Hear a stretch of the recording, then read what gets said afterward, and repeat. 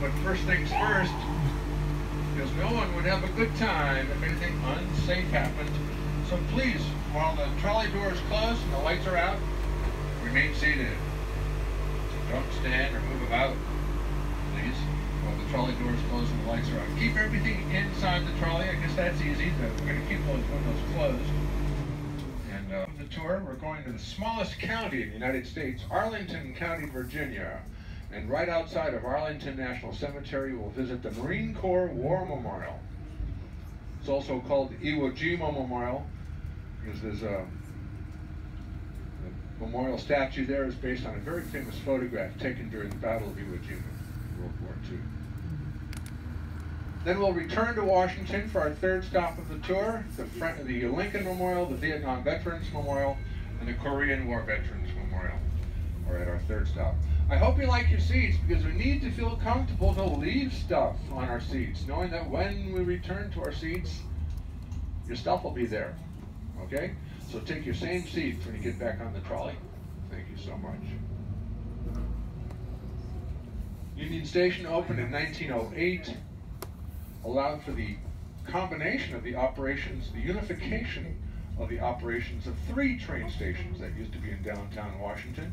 We'll see the sites of 2 of those former train stations, and some pretty historic things happened there. We'll talk about that when we're at those sites.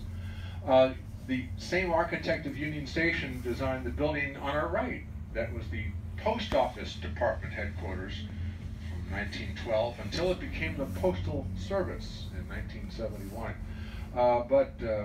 When it's open, there's something that's of great interest to tourists in the basement of the building on our right. It's the Postal Museum. It's a Smithsonian, though, so it's closed until we can get the government fully reopened. But the Postal Museum doesn't sound like anything to brag about, but it's really a fine museum. These are state flags to our left and right in front of Union Station. Delaware and Pennsylvania are on our right. The line continues on our left with New Jersey, Georgia, Connecticut, Massachusetts, so on. I'm from Maryland, and I happen to know some of us are from Arizona and from Georgia. Where else are we visiting from? California. Welcome from California. Florida. Welcome from Brazil and Florida. Yay, thanks for coming from Brazil. So cool. Bombay. Where? Bombay. India. Bombay, welcome. Thanks for coming from India. London. And London, the United Kingdom. Thanks so much for coming. Well, aren't we all, a lot of us anyway, struggling with big matters at hand, and good luck to everyone with that. Thanks for coming from London. And where else? Anyone else? New York. New York, welcome. I'm excited about New York. It's not London, but it's great. Yeah. Thanks for coming to Washington, everyone. Now, with every square inch of downtown Washington, it might look odd to see a couple of undeveloped parking lots on our left and right, like a waste of land or something.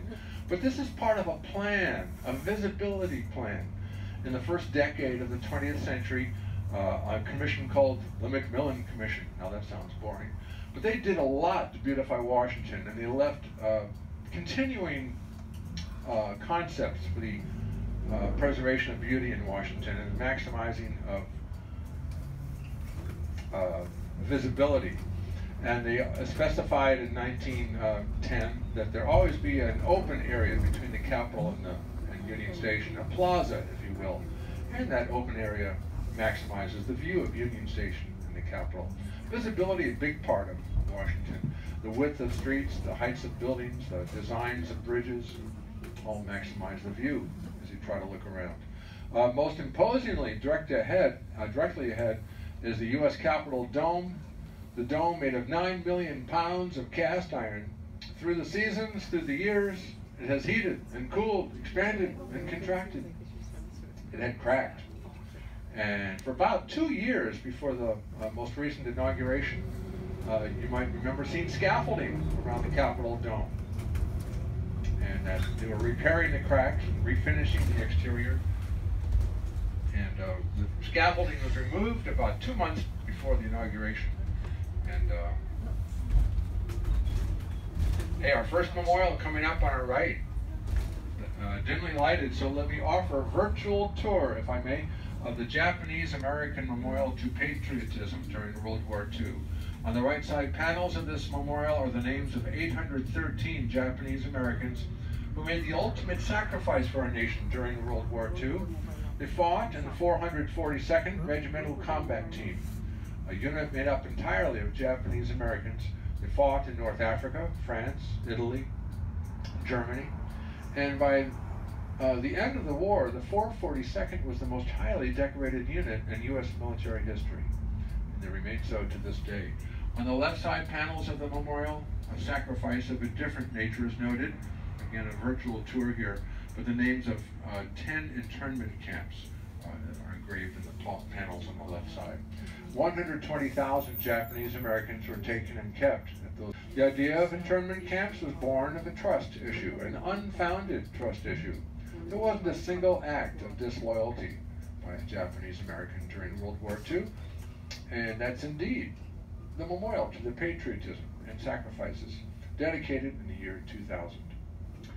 Now, one of the 3 train stations that was demolished after Union Station opened was called the Baltimore, Ohio train station. It was right here on our left. The B&O train station was right here on our left. Now, I know you know all about the B&O. That's the one you buy for $200 when you play Monopoly. I don't know. Maybe in the United Kingdom, is it 200 pounds? I don't know, or 200 euros? I don't know. But anyway, the most famous train to ever leave Washington left from the B&O station. It was April 21st, 1865. It was Abraham Lincoln's funeral train. It took a long, slow, circuitous journey back to Springfield, Illinois, where his remains are laid to rest.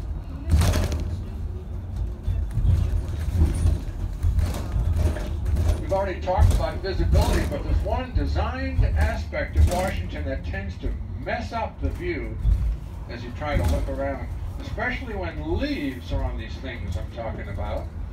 2.5 million trees in Washington, and they're growing all over. Those planted around the Capitol get special landscaping and care.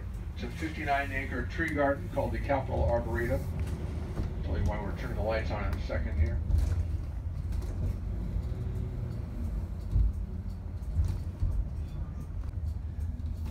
Thank you very much. Very, very pleased and proud to drive you on this hill here. Anyone know the name of this hill? Capitol Hill. Capitol Hill, yes indeed. Tour buses are not permitted on Capitol Hill, but the Capitol Police make an exception for trolleys and trolley guests, and I'm very pleased and proud to drive you on Capitol Hill, where most people have to walk. We're on the Senate side of Capitol Hill. We'll see the 3 Senate office buildings, then head over to the House side of Capitol Hill. Pierre Charles L'Enfant, the Frenchman hired by George Washington to lay out our federal city, see where things would be and how the roads would run. He called this hill a pedestal awaiting a monument. That was his way of saying, put the Capitol here. And we did. Now, Capitol with an A-L means lots of things. Capitol with an O-L means basically one thing, the building on your right. And also state capitol buildings that resemble it. The oldest congressional office buildings were built by the same commission, the McMillan Commission, that got Union Station built. One of them's on our left. This is the oldest Senate office building, named for Richard Russell of Georgia. Opened in 1909, the year after Union Station opened. Richard Russell was a champion of the family farm and agricultural subsidies and the school lunch program. Ahead of us on our left, the Dirksen Senate office building, named for Everett Dirksen of Illinois. And beyond that, a slightly taller building, the Hart Senate office building, named for Philip Hart of Michigan. That's the largest and newest Senate office building. A building coming into view on our left, so iconic. I don't need to tell you what this is here on our left, the Supreme Court building. The court building on our left is not named for anybody. If it were to have been named for anybody, clearly it would have been William Howard Taft. As our 27th president, Taft championed the construction of this building on our left to be the headquarters of the third branch of government. And then, 8 years after his single term as president, he was appointed to the court as its 10th Chief Justice. That makes Taft the only person so far to head two branches of the federal government. The court building 05, and before that, the court met in the basement of the Capitol. Great view of the east front of the Capitol coming up. Most presidential inaugurations have occurred here on the east front of the Capitol.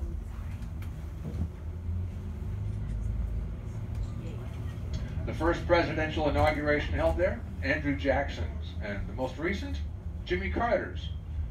Since Ronald Reagan's first inaugural, they've each occurred on the other side of the Capitol, the west front. But architecturally, this is the front of the Capitol. The triangular areas over the columns, they're called a pediment. They form a very formal entrance called a portico. Architecturally, this is the front of the Capitol. And if you thought the Capitol ought to face the National Mall, you'd be surprised maybe that it doesn't. Well, we'll talk about why the Capitol faces east when we see the other side. On our left, a building many consider the most beautiful public building in Washington, D.C., the Jefferson Building of the Library of Congress. A space really, really inspiring of the act of learning stuff from books. Now look into the third floor windows of the library building on our left. You can get a sense of the interior beauty. If you're going to visit the Library of Congress, I do believe they're open. They're not affected by the partial shutdown. And they've got a lot of cool exhibits that you'll enjoy seeing. There's the Jefferson Building that you'll enter to visit the Library of Congress. Opened in 1892. Before that year, the collection was maintained in the basement of the Capitol. It's one of 3 Library of Congress buildings. Ahead of us on our left is the largest library building in the world, the Madison Building of the LOC. And there's a third building named for John Adams. That's on the other side of the Jefferson Building. Every day, the library receives 22,000 new items. And more than half of the books and periodicals they receive are in languages other than English. In fact, there are 6 foreign offices in the Library of Congress to facilitate the acquisition of foreign materials. Almost dead ahead, well, welcome to the house side of Capitol Hill. This is the oldest House office building, the Cannon House office building, named for Speaker Joe Cannon of Illinois. Built through the efforts of the McMillan Commission, opened the same year Union Station opened, 1908. Looks a lot like the oldest Senate office building. They both opened about the same time. Joe Cannon was the last hyper-powerful Speaker of the House. As Speaker, he appointed himself chairman of the Rules Committee. Absolutely controlled what was debated and voted on House floor. That's not permitted anymore. On our left, the Longworth House Office Building, named for Speaker Nicholas Longworth of Ohio, rather famously married to Alice Roosevelt Longworth of New York, Teddy Roosevelt's daughter.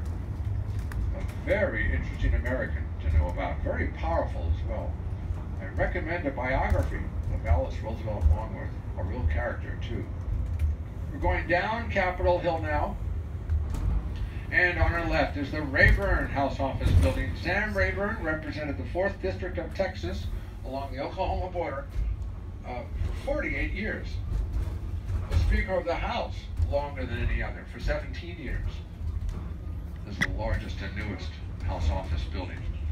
A huge part of Sam Rayburn's legacy is his absolute penchant to avoid any appearance of a conflict of interest, sometimes going to great personal expense to avoid any appearance of a conflict of interest, a real pinnacle of integrity, Sam Rayburn.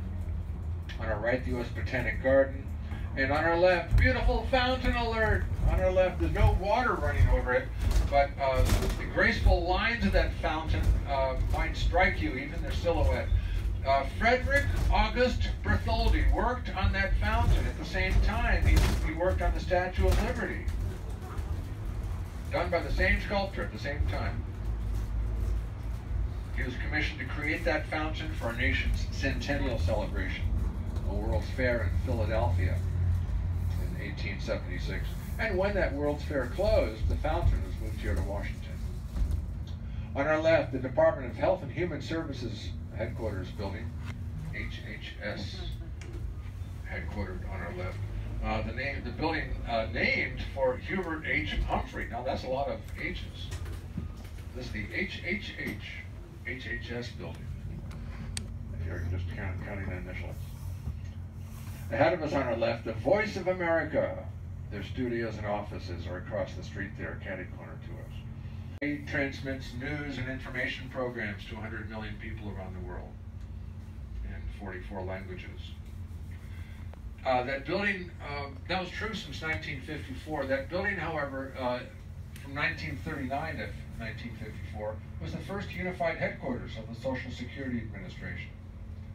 Now, Social Security is headquartered outside of Baltimore. Ahead of us on our right, across the street there, that's the National Museum of the American Indian.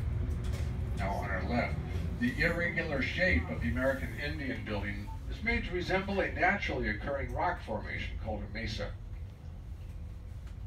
The great strength of the American Indian Museum is the presence of historic interpreters and storytellers, and they've got the best museum food in town in the American Indian Museum.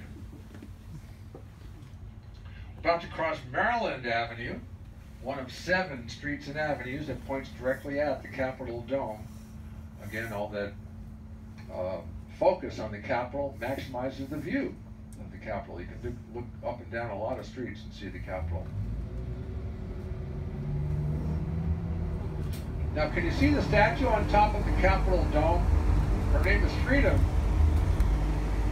And when we get a good view of her again, you'll tell, we're looking at her back, her shoulders. She faces away from us. And look at the architecture. There are no triangular elements over the columns. No pediments over the columns. And all of this is interesting. The eastward orientation of the Capitol, and enjoy the view on our left as well. There's the Lincoln Memorial behind the Washington Monument.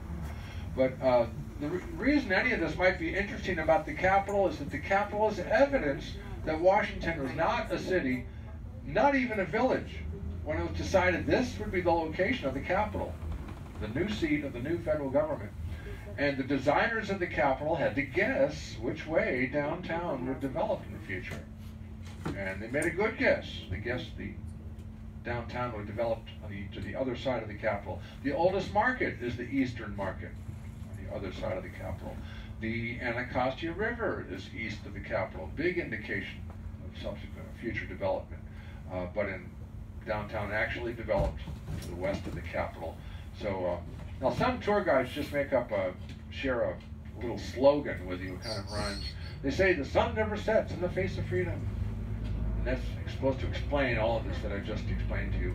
But you just heard the expanded, more correct reason why freedom faces east. The whole building does, for an interesting reason. Now, Washington, as I said, was not a capital when it was decided this would be the location of the Capitol. The same is true of 2 other national capitals that I'm aware of. And one of them is Brasilia, Brazil. That was not a city or a village before it was a capital. And Canberra, Australia, also a capital established. It was not previously a city or village. We'll drive along the Capitol, the National Mall for a while, our nation's front yard and backyard, all rolled into one, where we recreate, we demonstrate, we gather for inaugurations, festivals. By the way, each presidential inauguration since Ronald Reagan's first has been on the west front of the Capitol. That's the side we just saw, the west front. We just passed on our right the east building of the National Gallery of Art, designed by the famous Chinese-American architect I.M. Pei. Mr. Pei, Lord willing, will turn 102 years of age in April. I.M. Pei, still living, iconic architect, American architect. Basically modern art exhibited in the east building of the National Gallery of Art, and more classic art exhibited here on our right in the west building of the National Gallery of Art. In fact, the building on our right is the only place in the New World where you can see a Leonardo da Vinci painting and lots of other classic art. It opened in 1943. What used to be here on our right was another train station, the Baltimore and Potomac train station. Demolished in 1908 when Union Station opened. It was a beautiful Victorian station. It was at this site on our right, when it was a train station, that our second presidential assassination occurred. James Garfield would have boarded a train in 10 minutes to go up to Williamstown, Massachusetts. He was going to attend a class reunion of his Williams College class. By the way, Air and Space is across the National Mall to our left. Another Smithsonian there to our left. But 10 minutes before boarding, Garfield was shot by a man who was disappointed he hadn't been made ambassador to France. Charles Guiteau was his name, a deranged fellow who had no experience, no successes before the assassination, didn't speak a word of French. Now, the public had always been, there had always been a lot of criticism of the spoils system, the system of political patronage, where if you help someone get elected, they'll give you a powerful... The political capital to end the spoils system came to exist with the public's horror that the assassin was an office seeker. The Pendleton Act was passed a year and a half after Garfield's assassination. That created the Civil Service Commission, and federal employment started being administered differently. 1971, the Civil Service Commission was reorganized. We now know it today as the Office of Personnel Management. So a big legacy of Garfield's short presidency. The third element of the National Gallery of Art is ahead of us on our right, all dark. They don't have money for lights or something, but that's the sculpture garden of the National Gallery of Art here on our right. Even without the lights on, though, I think we'll be able to see a stainless steel tree. One of the fun pieces of sculpture in the sculpture garden is on our right. All right, coming into view now on our right, a stainless steel tree. Can you tell it in the darkness there? It's fun. When it's open, it's a great place to visit, be inspired by the art. There's a cafe there. Great place to rest your feet and catch your breath. Across the National Mall, to our left, behind the carousel, that's the second oldest Smithsonian building, the Arts and Industries building of the Smithsonian. The first event held there, Garfield's inaugural ball, March 4th, 1881. And on our right, the third oldest Smithsonian building, the Natural History Museum, opened in 1910, built through the efforts of the Macmillan Commission. Same commission who built Union Station built the building on our right, opened on St. Patrick's Day in 1910. You add up the size of all the floor space, it's the size of 18 football fields. And across the National Mall again, to our left, that's the oldest Smithsonian building, the Smithsonian Castle. One of the things you can see inside the castle when it's open is the tomb of the Smithsonian's namesake and benefactor, James Smithson. The name Smithsonian comes from the name Smithson. He was the son of an English nobleman, a very successful scientist and inventor. He inherited a fortune and earned another fortune through his inventions. And he willed his entire estate to a place he had never visited. Never visited the United States because he was deathly afraid of ocean travel. But $506,000 in 1829, that was the nature of his gift and the start of the Smithsonian. On our right, another Smithsonian, the American History Museum. The artifacts and exhibits at the American History Museum relate to the history of our culture, technology, and inventions. One of the cool things you can see in the American History Museum when it's open is the Star-Spangled Banner that flew over Fort McHenry during the Battle of Baltimore Harbor in the War of 1812. It's the very flag that Francis Scott Key wrote a poem about seeing in the dawn's early light and the twilight's last gleaming. And the lyrics of that poem, of course, became the lyrics of our national anthem. You can see that same flag at the American History Museum when it's open. On our right, the newest Smithsonian, the National Museum of African American History and Culture. Huge and beautiful. We see less than half of it. 60% of it's underground. Wow. The idea for it dates back more than 100 years. It was established by Congress in 2003. Ground was broken in 2012, and it opened 2 years ago, September of 2016. When it's open, you can see Nat Turner's Bible, see Emmett Till's glass-top casket, see educational and shocking exhibits about the Atlantic slave trade. On a lighter note, you'll enjoy seeing Chuck Berry's Candy Apple Red 73 Eldorado convertible. Not in it, and you can't hotwire it. All right, you'll want to though. The musical Crossroads is a visitor favorite, and there's themes of community and faith throughout. What a great addition to the set of Smithsonian's. On our right, the National Museum of African American History and Culture. Dead ahead, of course, the Washington Monument. That means it's quiz time. So I'll ask you, does the Washington Monument honor the man or the city? Does the Washington Monument honor the man or the city? Indeed, it honors the memory of the only founding father who absolutely had to be in uniform, or we don't win our independence, when and how we did. Our other founding fathers went to college. Washington went to war. He fought for the British in the French and Indian War, learned the art of warfare from the British, got their playbook, you might say, and used that information against them years later in the Revolution. And the monument honors the memory of the only founding father whose signature has to appear on the Constitution, where the states don't give up their sovereignty. It took under our first Constitution, we had been a nation of 13 nations under the Articles of Confederation, and it wasn't working out at all. We desperately needed to form a sovereign federal government, but it took the signature of the most trusted American for the states to give up their sovereignty and ratify the Constitution. Enjoy the view on our left as well. The most trusted American for the coolest of reasons. Washington had amassed a ton of power militarily. Anyone know what he did with all of that power? He gave it up. He made a ceremony out of making himself a private citizen.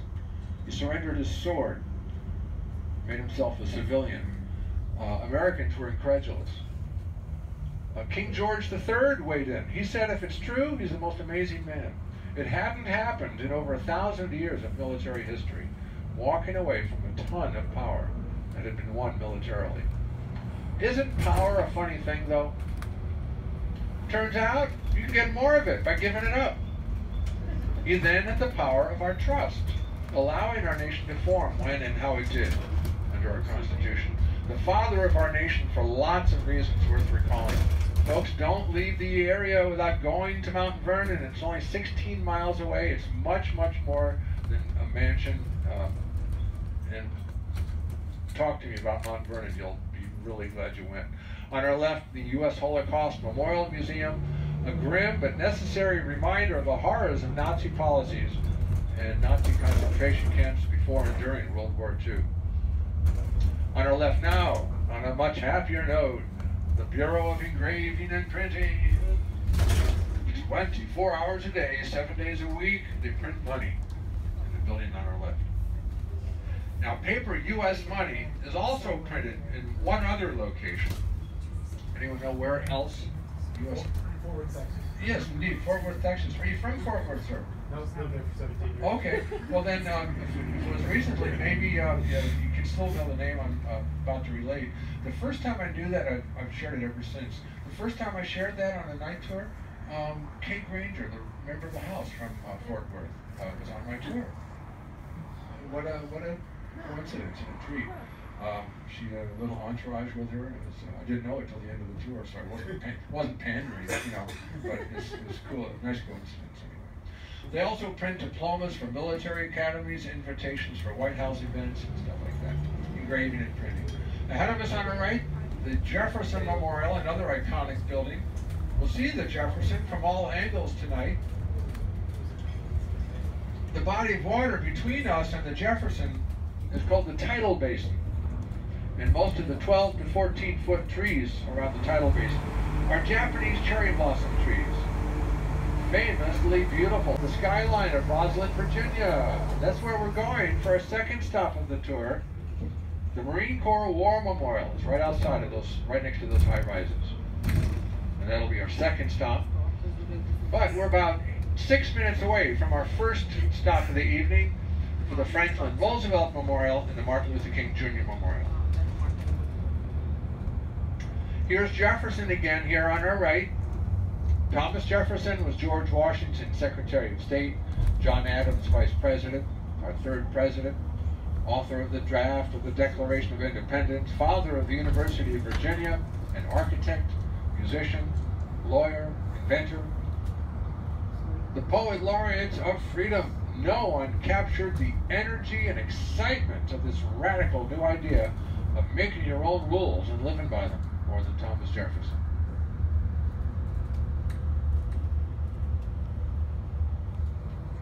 Now, do you suppose Jefferson's memorial statue faces the White House or a highway? Faces the White House. And here it is, and we're looking at his back here. We'll see the... John Kennedy paid humorous tribute to the intellect of Thomas Jefferson.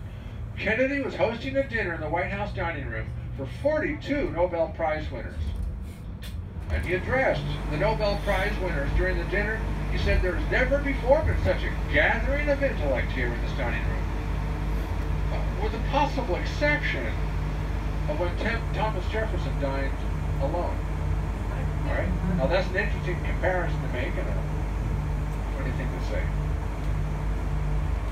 Hey, I've got a fun question and a helpful clue. Oh, here's 3 planes lined up. Dead ahead, we see 3 planes lined up coming in for a landing at the National Airport. I'll make that 4. I got my fun question is, anyone like to estimate our elevation? Then here's the helpful clue. On our right, that's 0. That's sea level. Yeah, we're in the tidewater area of the United States. Our elevation's about 10 right now. And yes, we are. Now, I'll crudely describe the tidewater. If you drew a line from Newark, New Jersey to Augusta, Georgia, the rivers east of that line are very deep, very far inland. They have tides on them. There's a 2-foot tide on the Potomac dead ahead, and a 2-foot tide on the tidal basin. That's where it gets its name. Now, anyone know what they call the tidewater in the Carolinas? The Low Country. A different name, but it's the same geologic thing. This is the inlet bridge. Each high tide Potomac River water enters the tidal basin under this bridge. Your federal cities on our right. Ooh, so nice. Across the river to our left, during the daylight hours, we can see a little bit of the Pentagon. Also on our left, you see 3 spires shooting up into the air. That's the Air Force Memorial on the south side of the Pentagon, dedicated 10 years ago. Not have an avenue in the District of Columbia. Ohio has a drive, California has a street, and the other 48 states each have avenues. The Potomac on our left flows 120 miles to the Chesapeake Bay behind us, and it originates in West Virginia 220 miles ahead of us. Now, you see an elevation in the land across the river. It's darkness, right? That's Arlington National Cemetery. Dark, except you see 2 lights on the crest of that hill, on the ridge of that hill. Those 2 lights illuminate the Tomb of the Unknowns in Arlington National Cemetery.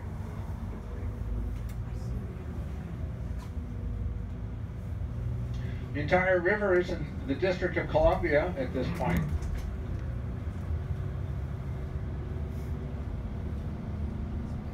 Now, I don't like to share this or bring it up again, but this is still a myth that's still being perpetuated in our early education of American children. But this, on our left, supposedly is the river that George Washington threw $1 across. Now that's nuts, right? It couldn't have happened. I don't know it really didn't happen. I only know one thing for sure. If he were alive today, not even George Washington could throw $1 across this river. And I know that because, well, we all know the dollar just doesn't go as far. Right? All right. Thank you very much. All right. Spring Hill in Hyde Park, New York is made of. On our right, the design of Dr. King's memorial was based on a simple sentence from his I Have a Dream speech. In that speech, he said, "Out of a mountain of despair comes a stone of hope." He was speaking symbolically, I'm sure, not implying he was that stone of hope, but in the hearts and minds of millions, he was indeed that stone of hope, and that's the image that informed the design of his memorial. It was to have been dedicated on the 48th anniversary of his I Have a Dream speech, but Hurricane Irene was due to come through town, and for safety reasons, the dedication was rescheduled to October of that year, 2011. FDR's memorial dedicated in 1997. But again, the sites specified in 1904 by the Macmillan Commission. Now, when the commission said where they were proposing where the Lincoln Memorial should be, there was a big controversy throughout the United States. Most Americans did not want to memorialize Abraham Lincoln on a swamp. No, it never was a swamp. It was marshland, but never a swamp. And but they felt it wasn't permanent enough, and it didn't suit, the contribution he had made to Iwo Jima Memorial. Construction of the Lincoln started in 1914, 10 years after the location was identified. And the Lincoln Memorial was dedicated on Memorial Day, 1922. We'll be returning to it. This will be our third stop of the evening, here on our right.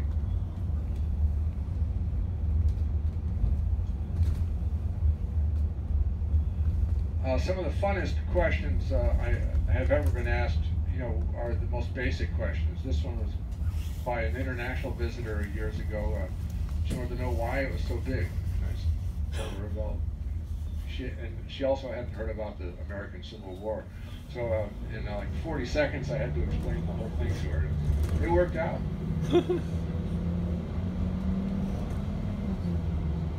It was at the dedication of his father's memorial that Robert Lincoln made his last public appearance at the age of 78. Robert Lincoln was the only one of 4 Lincoln children to make it to adulthood. 3 Lincoln children died as children. 1 died in the White House. The last descendant of Abraham Lincoln was one of Robert Lincoln's grandchildren. His name was Robert Todd Lincoln Beckwith. And he died without children in 1985 at the age of 81. Very, very knowledgeable about world problems. Dead ahead, the Kennedy Memorial. And you might well say, Mr. Holliday, that's the Kennedy Center. Yes, indeed, the John F. Kennedy Memorial Center for the Performing Arts. On our right. When thoughts turned to creating a memorial to John Kennedy, a living memorial based on his enjoyment of and his support of the arts was considered and adopted. The inaugural performance was the premiere of Leonard Bernstein's Mass in 1971.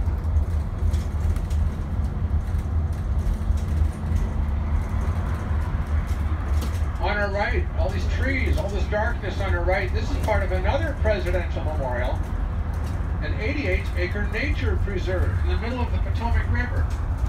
A memorial to a president who was an outdoorsman, a conservationist, a naturalist, a president who set aside a lot of land which would soon become national parks. This is Theodore Roosevelt Island on our right. In the darkness to our right, you might make out a footbridge.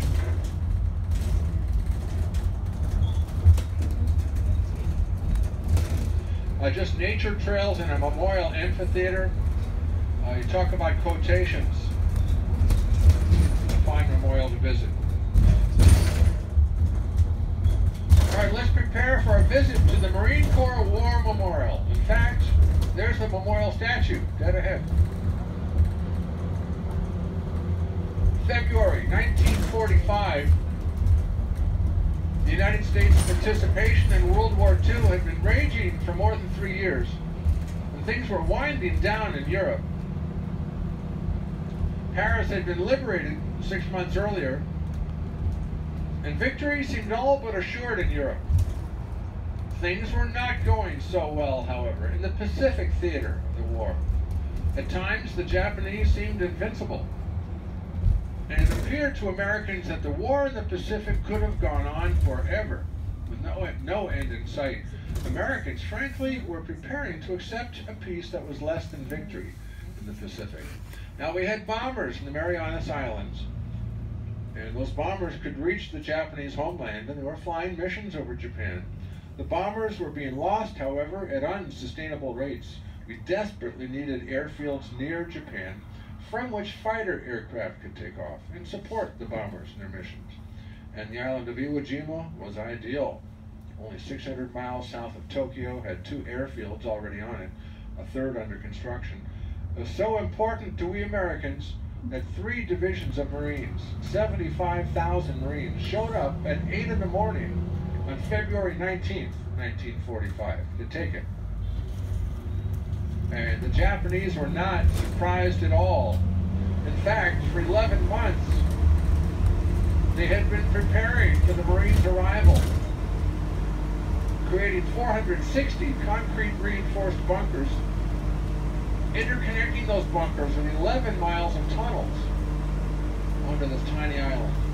They created a real death trap for Marines. That's exactly what happened.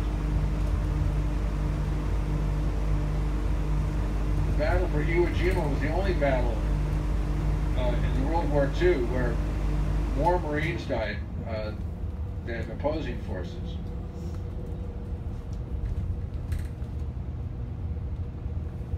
We'll talk about casualties a little more, but 30% of all Marine casualties during World War II happened in 36 days.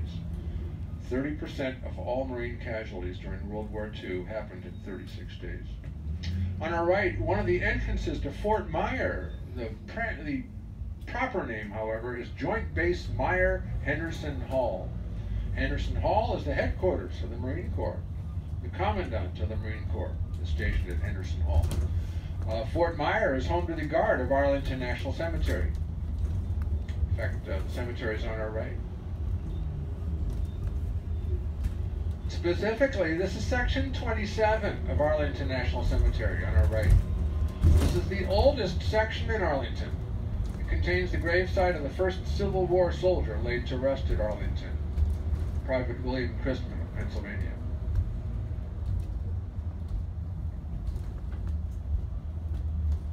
"19 years of age, died of rubella before overseeing battle."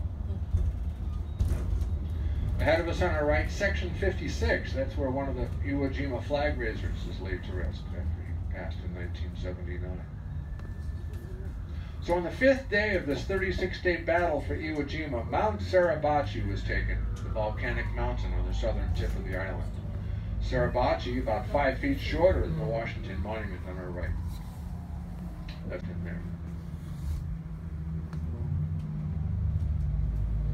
So the Marines raised a flag on Suribachi. It was the first foreign flag ever raised over Japanese soil. It was a flag raised at tremendous human and material expense. A flag that represented tremendous military achievement by the U.S. Marines. A flag so historic, it was feared it might be lowered and held privately and become lost. So it was replaced with another flag an hour and a half later. The first flag raising was photographed. No special photograph resulted, however. In fact, the photographer, Marine Sergeant Lou Lowry, was one of 6,823 who died on Iwo Jima. An hour and a half later, we will be stopping for 10 minutes here. An hour and a half later, Associated Press photographer Joe Rosenthal arrived at Suribachi.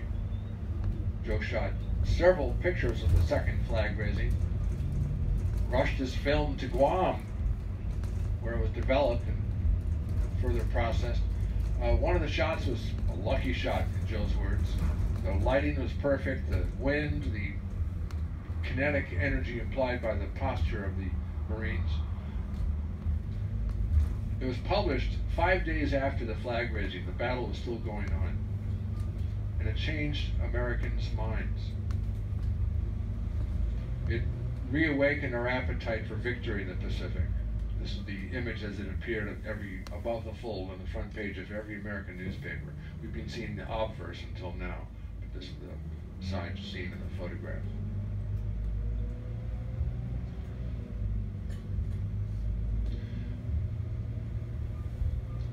This is not a memorial only to the Marines who died on Iwo Jima, but to the memory and honor of every Marine that died in any war, battle, or engagement.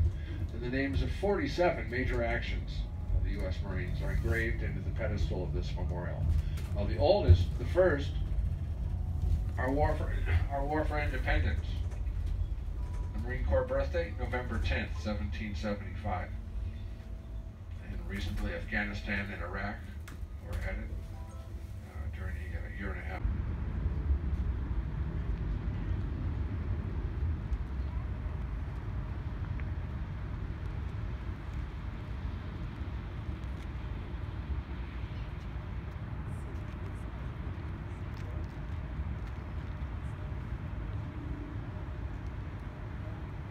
On the 50th anniversary of the end of World War II, in 1995, Queen Beatrix of the Netherlands came to Washington and made a gift of a 50th bell. The Netherlands is arguably the first nation to recognize the United States independence in November of 1776. But in fact, you'll get a big argument from those from Morocco. Moroccans are very proud to know it was Morocco that was the first to recognize U.S. independence that same month. Not really a dispute, and it really can be settled, but interesting to know. Once again, dead ahead, one of the entrances to Fort Myer, home to the Guard of Arlington National Cemetery, and home to a very special Guard unit, the U.S. Army 3rd Infantry, the Old Guard, as they're called. Among the duties performed by the Old Guard, they guard the tomb of the unknowns in Arlington National Cemetery. A lot of people report that witnessing the Guard service, and in particular the changing of the Guard ceremony, to be the highlight of the visit to Washington. In the tomb, there are remains of an unknown from World War I, there are remains of an unknown from World War II, and there are remains of an unknown from the Korean War in the tomb. Now, there used to also be remains of an unknown from the Vietnam War in the tomb. In May of 1998, however, we strongly suspected we knew the identity of those remains, and they were removed for possible identification. And yes, they were the remains of Air Force First Lieutenant Michael Blassie of St. Louis. Lieutenant Blassie's remains were, of course, returned to his family. They're now laid to rest at a national cemetery in St. Louis. We're building with columns on our right. Lincoln, yes indeed. That's where we're headed next, to the Lincoln Memorial, and we'll also have access there to the Vietnam Veterans Memorial and the Korean War Veterans Memorial.